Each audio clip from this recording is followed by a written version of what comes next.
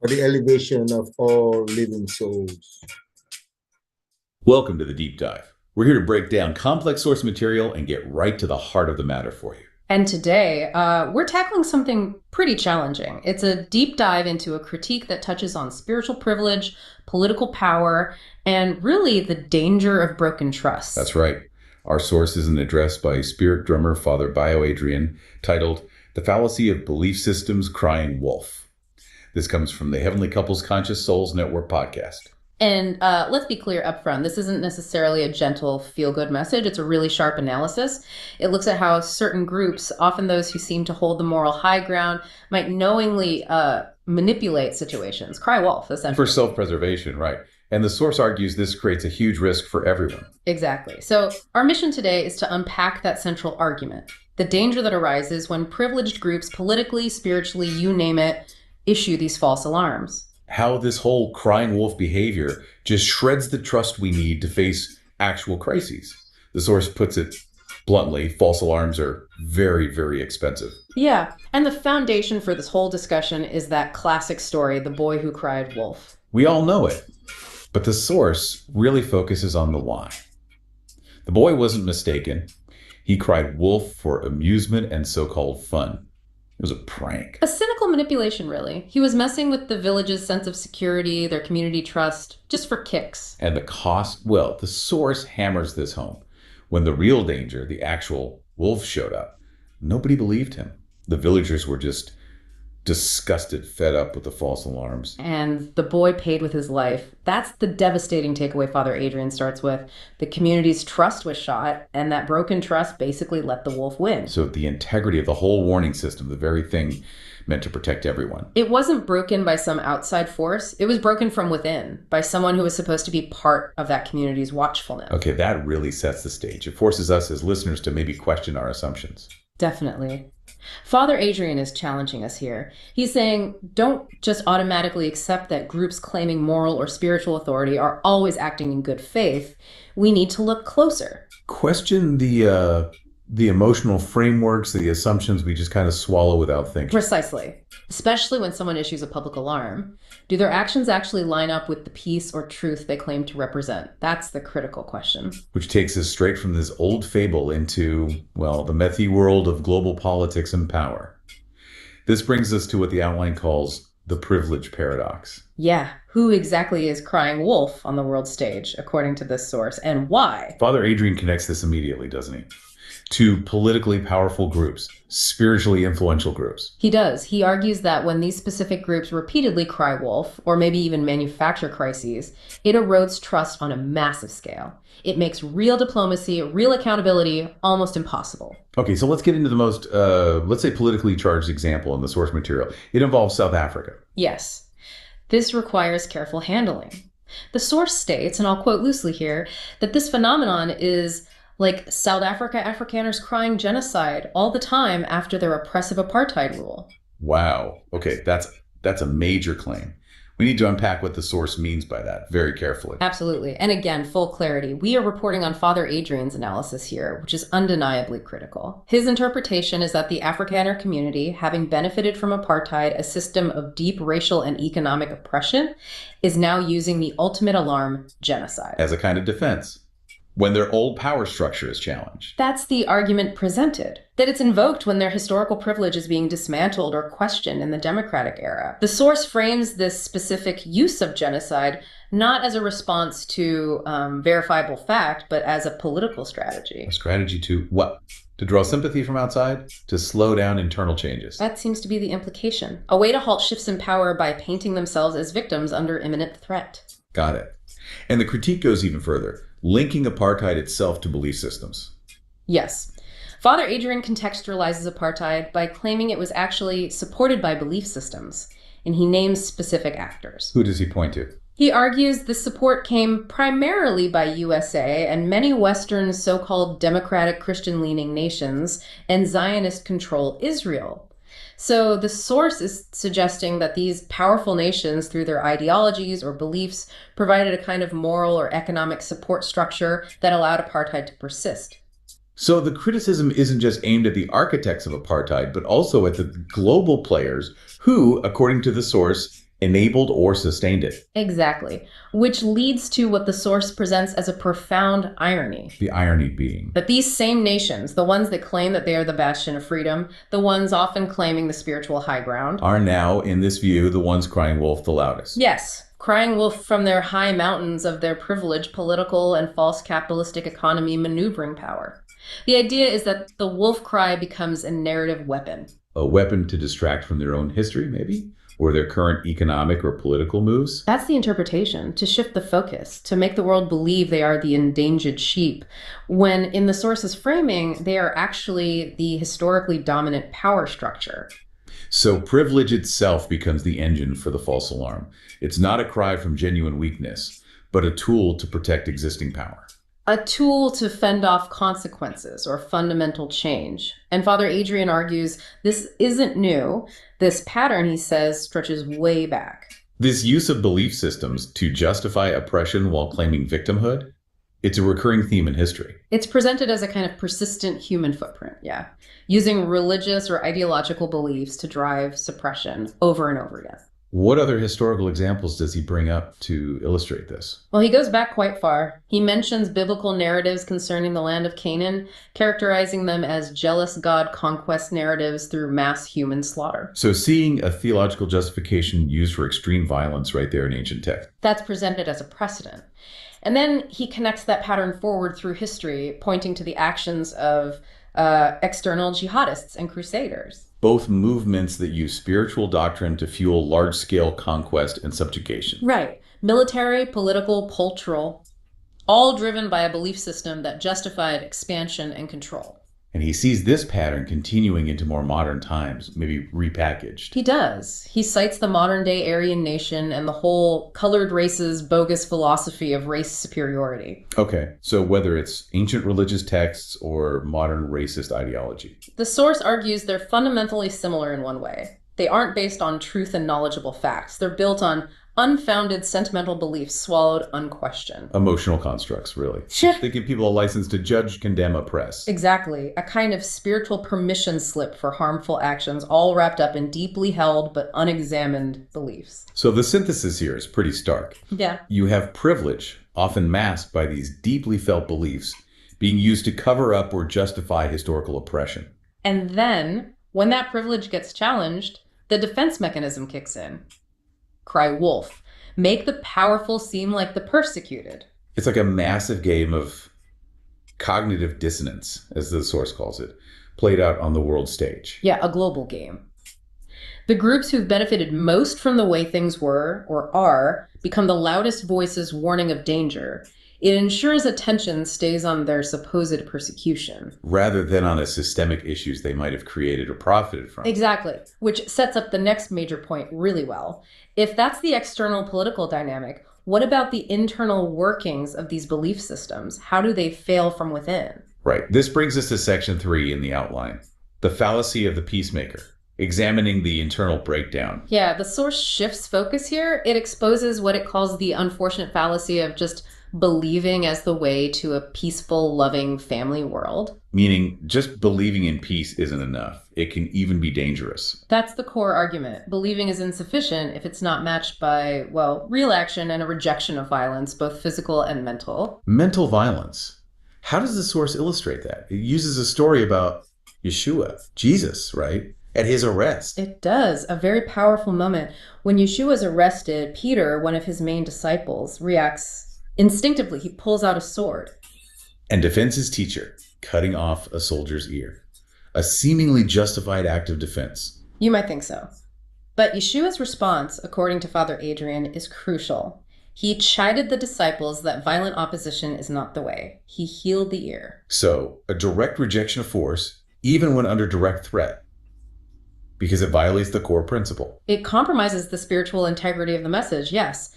But then the source does something really interesting. It expands the definition of violence. It's not just swords and physical harm. This is a key point we need to explore. Absolutely critical. Father Adrian argues that violence includes the mental constructs about life we have swallowed without questioning. Okay, unpack that. Mental constructs as violence. What does that mean? It means the rigid ideas, the unquestioned assumptions, the dogmas we hold.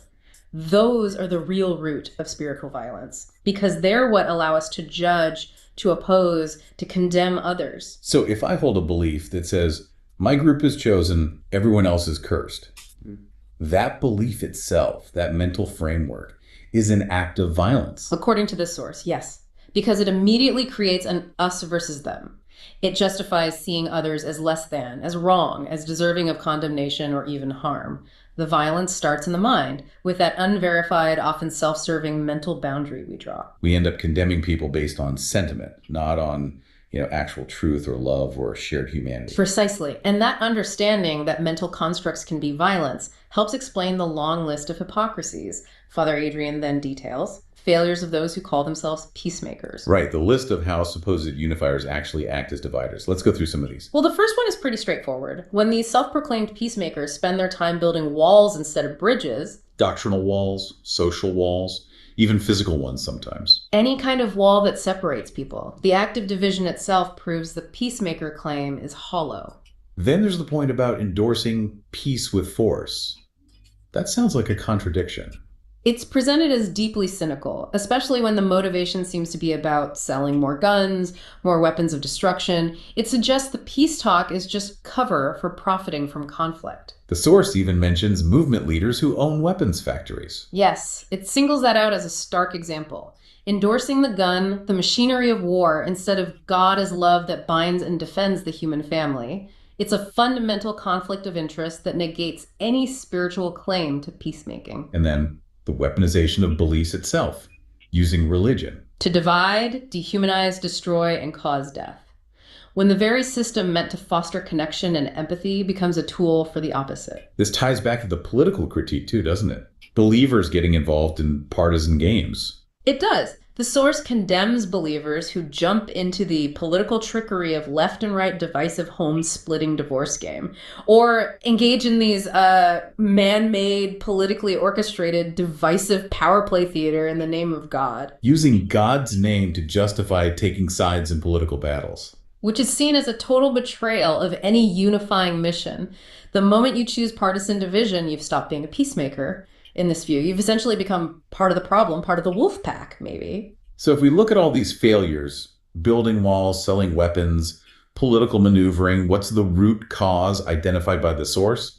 It seems to come down to something personal. It absolutely does. It boils down to ego. Father Adrian states that unifiers lose the godism perspective, this universal unifying view, and that view doesn't serve nor align with our personal pride-glazed titles and immature zealot desire for recognition. Pride-glazed titles. Yeah. So the ego's hunger for status, for recognition, for applause, yeah, that overrides the actual mission of love and unity. That's the argument. The moment personal pride takes the wheel, the divine perspective is lost. The leader isn't serving God or humanity anymore. They're serving their own need to be seen, to be important. The peacemaker becomes, a performer seeking validation. The wolf in sheep's clothing, driven by insecurity, not divine purpose. It's presented as the ultimate internal failure, and it shows how that wolf cry, that false alarm, can often stem from that deep-seated personal need, just masked with spiritual language. Which leads us perfectly into the next section, contrasting this ego-driven belief with action, real demonstrable love. Right. Section 4 really draws a sharp line between abstract belief and tangible action. And Father Adrian lays out some principles here that are pretty uncompromising. Like what? What are these core principles? First, peace never comes through beliefs. Just holding a belief doesn't create peace. Beliefs can be rigid, untested. Okay. And the second one, that sounds even more provocative. It is. Believers never make good family friends. Whoa. Okay, that directly challenges the common idea that religious people are automatically more trustworthy or virtuous. It does. It suggests that mere belief in itself doesn't guarantee relational integrity or genuine care for others.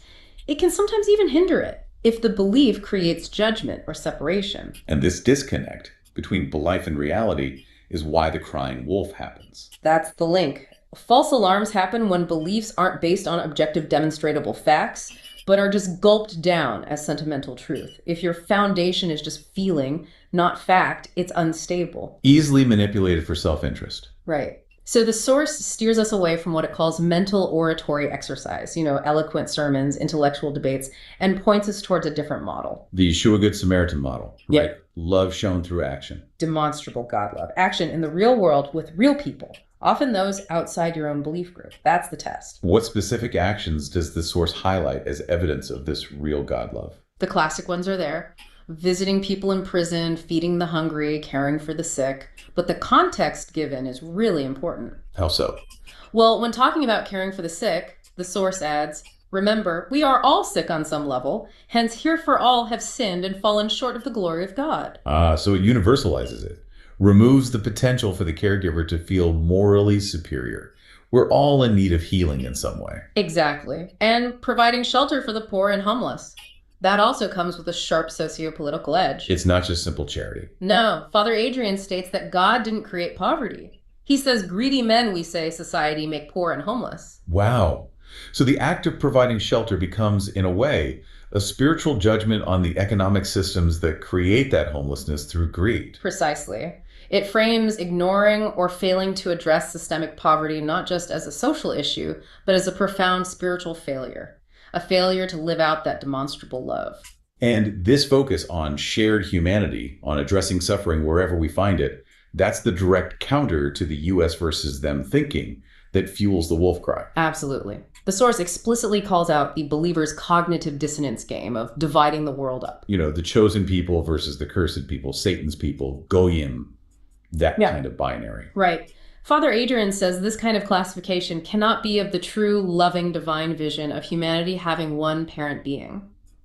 If God is truly a universal parent, then any theology that builds walls based on chosenness or special status is inherently flawed. Self-serving, ultimately. It denies the fundamental unity. Which leads directly to the critique of hierarchy and pride within religious systems themselves. The source really goes after the temple hierarchical, nonsensical, hypocritical belief sentimental system, doesn't it? The kind of structure Yeshua himself confronted. Yes, arguing that this structure is driven by the ego's need for human praise, for titles, for recognition within the institution. It puts spiritual status above actual compassion. So how does the source propose we counter this?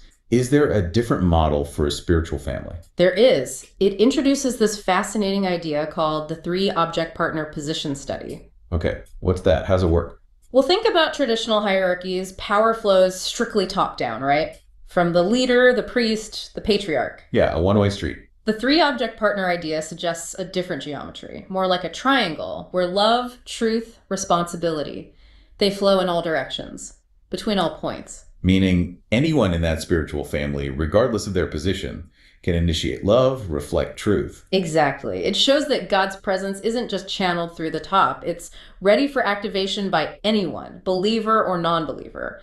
It shatters the idea of an exclusive priesthood or a single chosen channel. So any belief system that insists only the chief believers or the designated leaders hold the keys, they're actually blocking that natural multi-directional flow of divine energy. That's the implication. They're imposing an artificial, ego-driven structure onto something that should be fluid and accessible to all. Which brings us back to the core message of this section. Love doesn't need to be mediated by a hierarchy, and it doesn't just need to be believed in abstractly. It is for us to live through action, through service, through connection that ignores the artificial walls of belief systems, like the Good Samaritan. That's a powerful transition to the next section, section 5, where we look at the ultimate model of someone who lived this integrity, someone who refused to cry wolf, even facing death. Yeshua the Christ. The source holds him up as the greatest true life and God coach, specifically because of how he acted when faced with a manufactured crisis, his own arrest and trial. What was key about his response? He didn't cry wolf, did not cry persecution. Think about that. He had every right to claim victimhood, to rally support, to denounce his accusers. But he didn't. He refused to play the game. Instead, the source uses this amazing phrase. He stood diamond-like still, stoic, solid, sanctified, brightly satisfied. That diamond-like stillness. It's the absolute opposite of the frantic, self-serving energy of the wolf cry, isn't it? It's total self-possession. Rooted in what? What gave him that stillness? According to the source, it's rooted in knowing, deep down, that things ultimately work for the good if you're surrendered to divine purpose. This stillness isn't passive.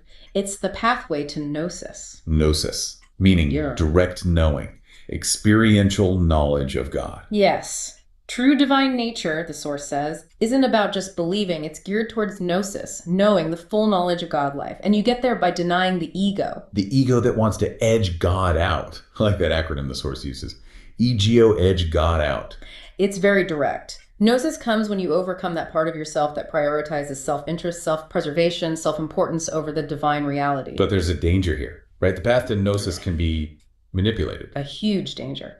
Father Adrian warns that charismatic leaders often hijack this process. They use the initial stepping stones of beliefs, which might be necessary at first, not to guide people towards true knowing, but to build walls. Yeah. Walls of privilege, of control. Exactly. To keep people dependent, stuck in the belief stage, especially the immature heart mind, so the leader retains power and authority. So beliefs should be a doorway to knowing, but they can become a prison if we aren't careful. Precisely. Beliefs are useful if they lead to gnosis, but only if we don't let charismatic, comforting, illusionary statements block our God-given right to know. We have to stay vigilant. Which means true seekers, true peacemakers can't just settle. They have to keep seeking, asking, questioning. Always knocking for clarity, as the source puts it. The real danger emerges the moment we think we've got it all figured out, the moment we assume we have neatly packaged God in a box. That certainty, that arrogance, it invites destruction. It invites the destroyer, the divider, the death of a vision. Because true divine life is dynamic. It's about knowing, not just static belief. Assuming you know, everything closes you off. This need for vigilance connects to another really serious point. Complicity through silence. Yes. If a belief system just stays quiet while injustice is happening, it loses its moral standing. Completely. The source is adamant. When others are being displaced, starved, and deprived of common human dignity, every belief system is complicit, if it remains silent. Especially if that silence comes from protecting old tribal sentiments or doctrines. Silence isn't neutral ground. It's choosing a side, effectively siding with the oppressor. It makes the claim of love totally empty. If your love doesn't speak up or act when people are suffering, what is it worth? And this section ends with a really provocative point, turning the lens onto God's own silence in the narratives. It reminds us of God's silence during Yeshua's suffering in Gethsemane during the trial on the cross. And it poses this really sharp question. Is God now silently watching us? Watching us accuse, sue, and excommunicate each other from God. Yeah. It's unsettling. Is God's silence a model for our own stillness and trust? Or is it a mirror reflecting our failure to act, our failure to embody that unifying love ourselves, God waiting for us to break the silence with action? Heavy questions. Which lead us into the final section, section 6, the ultimate confrontation, the wolf in sheep's clothing. This is where Father Adrian really brings the critique home, challenging those who hold spiritual authority. He makes a pretty harsh observation about who believers tend to cry out for. He does. He observes that often believers only really cry out for themselves. They don't raise the alarm for others until their own comfy doctrines and zealous ways are challenged. So the outrage is conditional, self-interested. It's presented as self-centric, yeah. Only activated when their personal world or belief system feels threatened, not necessarily when universal human dignity is at stake elsewhere. And this leads to that final, very powerful condemnation, summing up the whole analysis. Believers crying wolves are most times the wolves in sheep clothing. That's blunt. It's saying the ones making the most noise about danger, claiming victimhood while holding privilege, might actually be the source of the division and danger themselves. It's a call for radical self-honesty, a demand for critical self-inventory, especially for leaders. Before pointing fingers, the source says, remember the call to take the beam across many Keef believers' eyes, the windows to the soul. Look inward first. Deal with your own internal wolf before diagnosing others. Exactly. Which means the path forward isn't about winning arguments or proving others wrong. It's intensely internal. A golden age of self-inventory and meditative reflection, as the source puts it. Yes. Shifting the focus entirely away from the external noise, the wolf cries, the blame games, and on to deep internal work. Asking, where am I really at? How is my ego driving me? How can I build more bridges, not walls? And the goal of this internal work is framed using this really interesting combination of concepts. Namaste, Ubuntu, Christ-like, true parental love, friendship to all. Let's break that down quickly. Namaste. Acknowledging the divine spark in every single person you meet. Ubuntu. The African philosophy of interconnectedness. I am because we are. My well-being is tied to yours. And Christ-like love. That demonstrable, action-based, selfless love we talked about earlier, the Good Samaritan kind of love. So that triad namaste, Ubuntu, Christ-like love becomes the model for true unity. It's presented as the foundation. Unity under God as a true parent for all, rejecting any theology that builds walls around only one individual, couple, one family, or chosen people.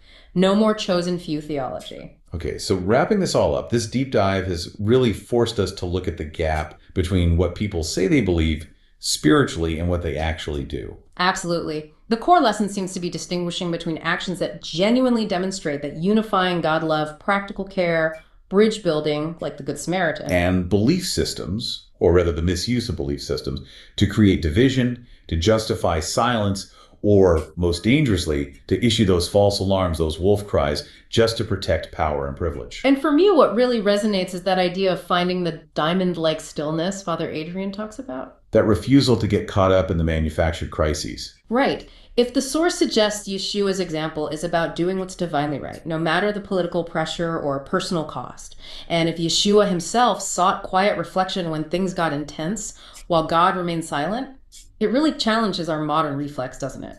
Our reflex to react instantly, to join the noise, pick a side, amplify the alarm. Exactly. So the final thought I'd leave listeners with is this. What could happen spiritually if we chose to cultivate more of that stillness, that deep self-reflection? What if, instead of immediately joining the chorus of outrage or crying wolf ourselves, we paused? What strength might we find in that silence, in that refusal to be manipulated by the noise? Perhaps that stillness is the strength, the diamond-like solidity that can't be shaken by false alarms. Maybe by cultivating it, we stop being wolves in sheep's clothing ourselves, and we gain the clarity to see through the cries of those who are. A powerful challenge. Use this analysis, especially the critique of how privilege operates, to really discern. When you hear alarms being sounded, ask, is this coming from genuine concern for all, or is it rooted in fear, ego, the defense of privilege? Father Bio Adrian urges us to measure belief systems not by their claims, but by their actions. Do they unify? Do they care for the vulnerable? Do they refuse to play the game of the self-serving wolf cry? Until next time, keep digging deep, keep questioning, and try to live that unifying love. Thank you, family. Thank you, friends. Thank you, Universal Siblings, for being a part of this presentation, this dialogue into discovering better ways for us to really live together as one true human family with the same shared, valued divinity.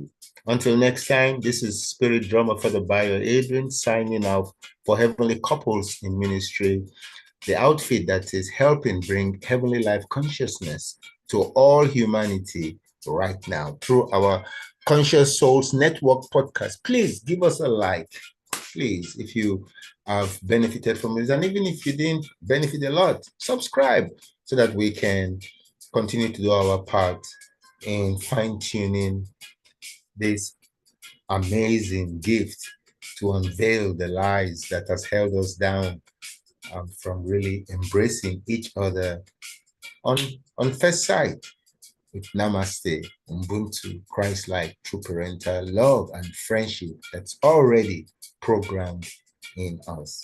Peace, shalom, salam alaikum, shanti, hotep.